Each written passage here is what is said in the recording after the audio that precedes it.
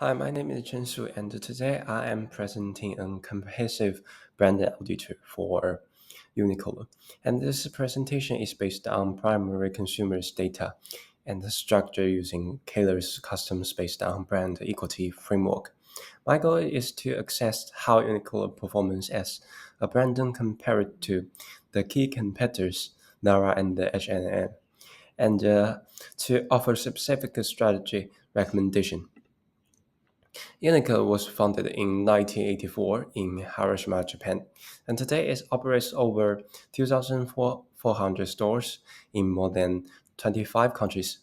The brand is owned by First Retailing and is known as for its life wow concept, the simple, functional, high quality basis for everyday life. Compared to Zara, which focuses on trend-driven design, and H&M, which emphasizes affordability and variety. Uniqlo positioning itself as timeless and universal. This Uniqlo positioning makes it especially relevant for evaluating long-term brand equity and the consumer perception. And to conduct this brand auditor, I created a structured online survey, which received the certified valued response. Of respondents, 71% are female, and 63% were aged between 18 and 25. This demographic align well with Uniqlo's target segment, urban young adult consumers. The survey used the five point like score items to measure brand awareness, functional performance, image, judgment, and the responses. Well, the insights are strong, and the limited demographic range does introduce some simply bias. Uniqlo leads the competition in both brand awareness and purchase rates. 80% respondents recognize the brand and 74 had purchased from it. These figures are significantly higher than those for Zara and H&M, who achieved the 66% and 40% on wellness, and 51 and 29% purchase rates, respectively. This demonstrates not only Uniqlo's strong brand visibility but also its ability to convert interests into actual consumers' behavior, an enthusiastic foundation for brand equity. Uniqlo's strongest attributes based on average liked score were affordability at the 4.4, store cleanliness at the 4.1, and the shopping convenience also at the 4.1. These results reflect the high level of optional consistency and alignment with the value proportion.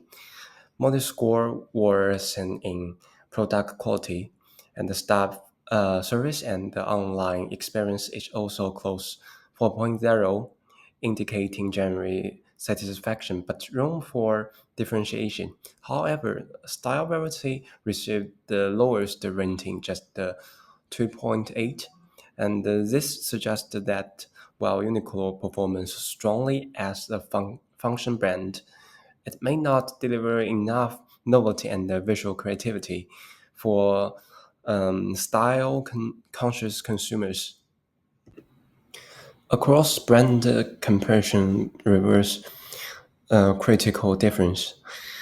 Zara scored highest in style diversity at 4.1, consistent with its fashion-oriented identify. However, it scored lower in customer service and convenience. H&M underperformance across most areas, especially in product quality and the store experience. In contrast, Uniqlo delivers a more balanced portfolio, excelling in affordability, cleanliness, and reliability. It may not be most stylish option, but inconsistency and value make it strong. dependable brand and in eyes of customers. In terms of image, respondents described the Uniqlo as trustworthy 70%, minimalist is 74%, and comfortable is 71%. These results are consistent with the Brandon Lifewell identify simple, universal, and practical. However, fewer respondents associated Uniqlo with Uniqlo's uh, 48% or strong style appeal is 52%. This indicates that while the brand is clear and dependable, it like the emotion and enthusiastic extent that drives fashion identify. Consumers may not view Uniqlo as a form of self-expression, and which could limit the expression appeal. Uniqlo's performance in brand resonance, the deepest loyal of consumers' connections, was relatively weak. Only 31% of uh, res- respondents identified as loyal to the brand. Just 20% mentioned the Uniqlo online or engaged with the brand on social platforms, indicating a low level of advocacy. 49% reported feeling prompt to Uniqlo, which is a good base for emotion identity, but not yet brand love. The brand enjoys the function loyalty, evidenced by 37% reporting regular purchases, but lacks emotion loyalty and the community purchasing. The limits word of mouth momentum and the deep brand attachment. From this auditor, four main findings stand out first. Uniqlo is strong in brand awareness and the purchasing rates, confirming that it is the highly visible and accessible. Second is core strengths lie in affordability, store cleanliness, and trust.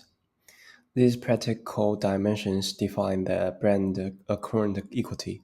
Third, its brand image is reliability, but not emotionally expensive, and it is perceived more as a useful brand than the stylish one. Last, Uniqlo lacks brand resonance. Few consumers promote it socially or feel deeply connected to it, and this poses a risk in an area where emotionally brand drives differentiation. Based on these findings, I propose four key recommendations. First, Uniqlo should experiment with the limited edition collection or designer collaborations. This can increase the style variety and excitement while maintain the brand values. Second, the brand should invest to improve its digital platforms, enhancing delivery speed, website use, and the personalization features to serve digital native consumers. Third, Uniqlo must enhance service training so the current service is adequate. Improvements here could become a key difference in store. Finally, to build the emotional loyalty, the brand should engage in deeper storytelling and community building via influencers, user content, and brand narrative campaigns. In conclusion, Uniqlo is a highly functional and dependable brand that delivers on its core promises. However, its secure long-term growth and relevance, it must move beyond functionality into the emotion and expressive layers of branding. By improving the style diversity, digital experience, and the community engagement, Uniqlo can ev- elevate both its image and its resonance. Thank you for your listening.